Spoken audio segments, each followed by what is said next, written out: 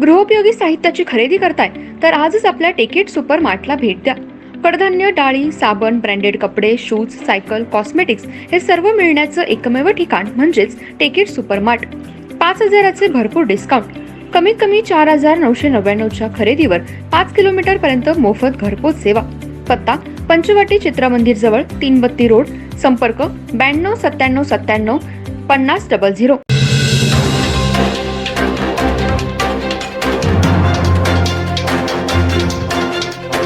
नमस्कार, मी तेजस्विनी मगदूम. एम मराठीमध्ये आपल्या सर्वांचं स्वागत आहे. पाहूया ठळक घडामोडी.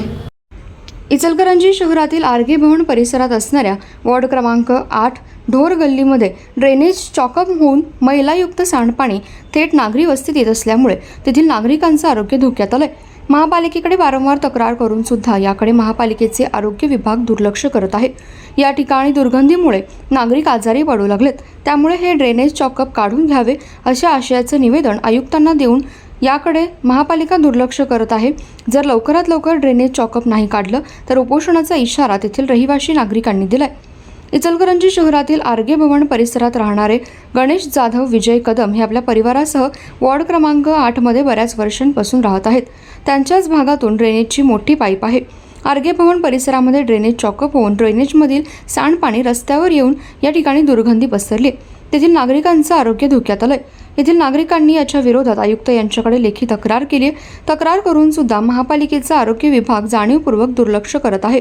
ड्रेनेज चॉकअप होऊन भागातील नागरी वस्तीमध्ये पाणी मोठ्या प्रमाणात आल्यानंतर ते घाण पाणी त्यांच्या घरामध्ये जाऊ लागलंय. त्यामुळे तिथे लहान मुलांना त्रास होऊ लागलाय. त्यामुळे मुले, वयोवृद्ध नागरिक आजारी पडत आहेत. कदम आणि जाधव या परिवारांनी वारंवार महापालिकेशी संपर्क साधून त्यांनी याकडे दुर्लक्ष केलं. वारंवार तक्रार करून सुद्धा महापालिकेचा आरोग्य विभाग मात्र गेंड्याच्या कातडीचं बनलं आहे. एखाद्या माणसाचा बळी गेल्यानंतरच महापालिका जागी होणार का असा सवाल सध्या निर्माण झालाय. शहरामध्ये बऱ्याच ठिकाणी ड्रेनेज चॉकअप होऊन सांडपाणी थेट रस्त्यावर येत असतं. त्यामुळे नागरिकांचं आरोग्य मोठ्या प्रमाणात धोक्यात आलंय. जर खूप वर्ष झाले तरी वस्तीमधील ड्रेनेज चॉकअप काढलं नाही.